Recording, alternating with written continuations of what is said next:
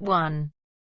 You are going to hear a conversation among Dr. Archer, Larry, and Judy, talking about the new term. First, you have some time to look at questions 1 to 6.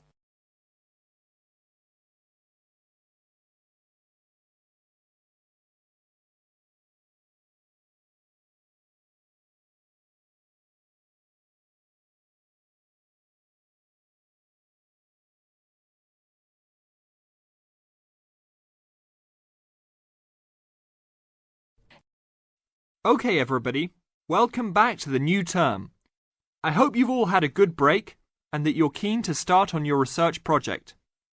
What I'd like to do this morning is to give you a chance to ask questions about the project, requirements, ways of approach, how to get help if you need it. Today is informal. It may be already written on paper, but it's nice to have an opportunity to have it confirmed. So, any questions? Dr. Archer, is there a confirmed due date yet to hand it in?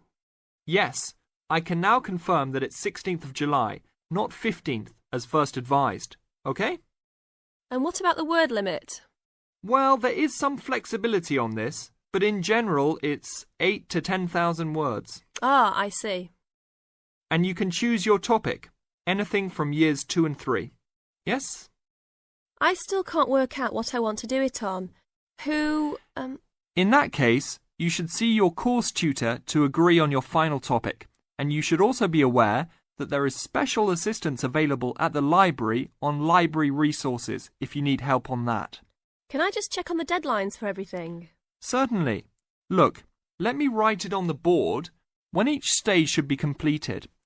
First of all, you've got to work on your basic project outline, and that's due in to your course tutor by 21st of February.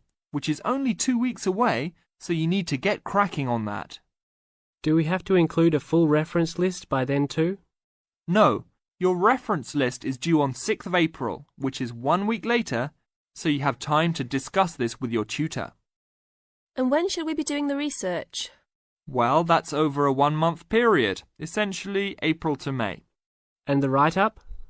Well, you need to do quite a bit of research before you get going on your writing, so that's really May to July, with a due date for handing in on the 16th. Any more questions? Before you hear the rest of the conversation, you have some time to look at questions 7 to 10.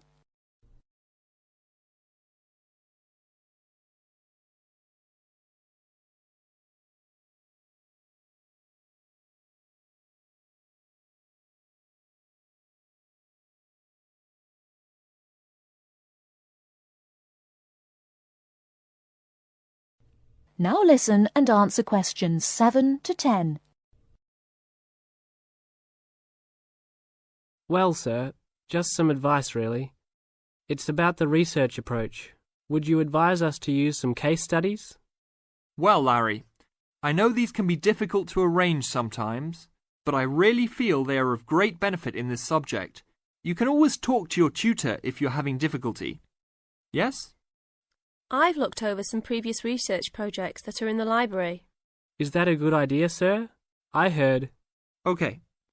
I don't think you should go through them in detail, especially at this early stage, or you might end up being influenced by them more than you realise. But yes, it really is about the best guide you can have to what's required to what's expected in this type of project. Sorry, Judy, I butted in on you. That's all right. It's just that I noticed one project was a joint one. They worked together as a pair. Is that a good idea? Yes, I remember that paper. Working in a pair can have some advantages, but to be frank, this is meant to be an individual project, so it's best to work on your own. About using subjects, is it okay if we use family members? Your own relatives? I don't see why not. They probably offer some advantages in terms of availability.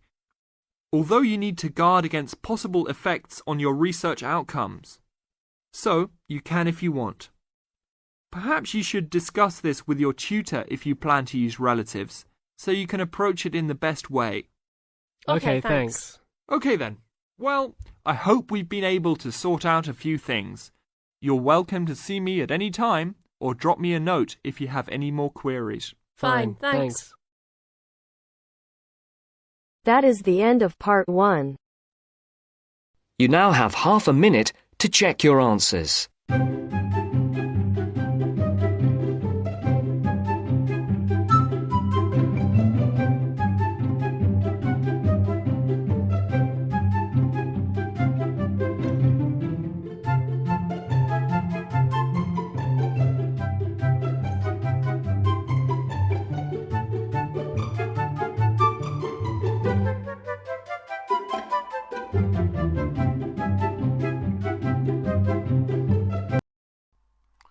Hi, this is IELTS Bob. I would very much appreciate it if you could like, subscribe and share this video, as this will enable me to help more IELTS students reach their IELTS goals. Very much appreciated. Thank you.